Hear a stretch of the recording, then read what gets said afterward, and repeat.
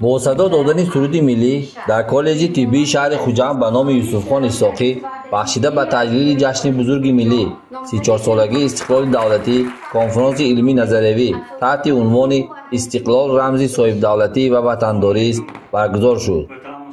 در کنفرانس اعظم حاتمی کاتب هماهنگساز شورای حرکت وحدت ملی و احیای تاجیکستان در ولایت سوق، ابراهیم جبارزاده استاد دانشگاه دولتی خوجند به نام اکادمی باباجان غفورov، میلس نورov شاعر، شهنازه رضایی‌وا استاد کالج طبی شهر خوجند و دیگران درباره دستاوردهای استقلالیت، مفهوم و ارزش آن معروضه‌ها نمودند. تاکید شد که تاجیکان بعد از 1000 سال از نو صاحب دولت گردیدند. تولید دولتی صاحب استقلال تاجیکستان را جامعه جهانی با قناعتمندی استقبال نمود.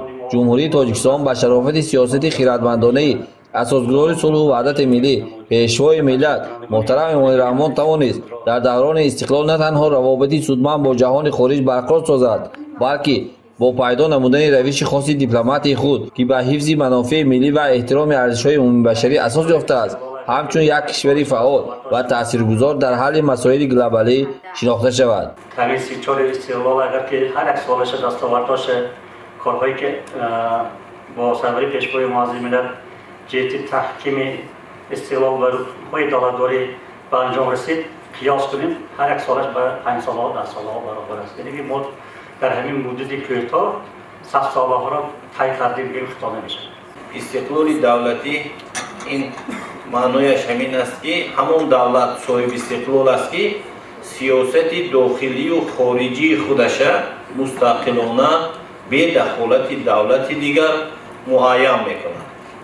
ذکر گردید که استقلالیت بهترین دستاورد تاریخی به شمار می رود. تاجیکستان در دوران صاحب استقلالی خویش امکانات پیدا نمود بسیار کارهای برای آینده درخشان ملت فایده‌آور راه اندازی نماید.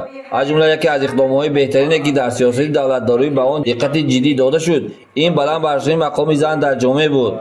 استقلالیت دولتی توانست برای زن تاجیک آزاد اندیشی، زندگانی شایسته و امکانات مفید فراهم آورد. در زمان استقلالیت زنان توانستند در دلخواه ساحه کار و فعالیت ثمره بخش نمایند. به عرصه سیاست قدم گذاشتنی فرزند ارزنده ملت محترم امام رحمان از دیروز تا به امروز هستیم.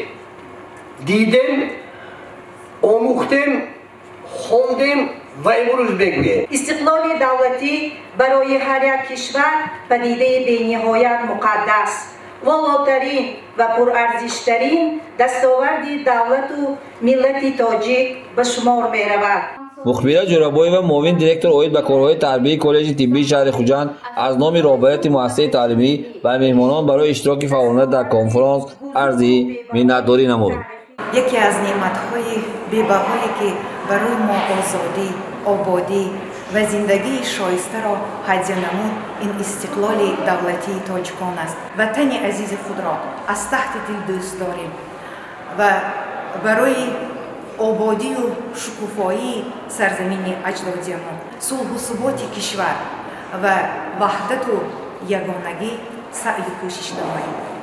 ما جوانان زاده دوران استقلال شکرگزاری از صلح و وحدت ملی و استقلال تاجیکستان عزیز میکنیم و آینده برای پیشرفت تاجیکستان صاحب استقلال به خلق ملت خویش خدمت می‌نماییم.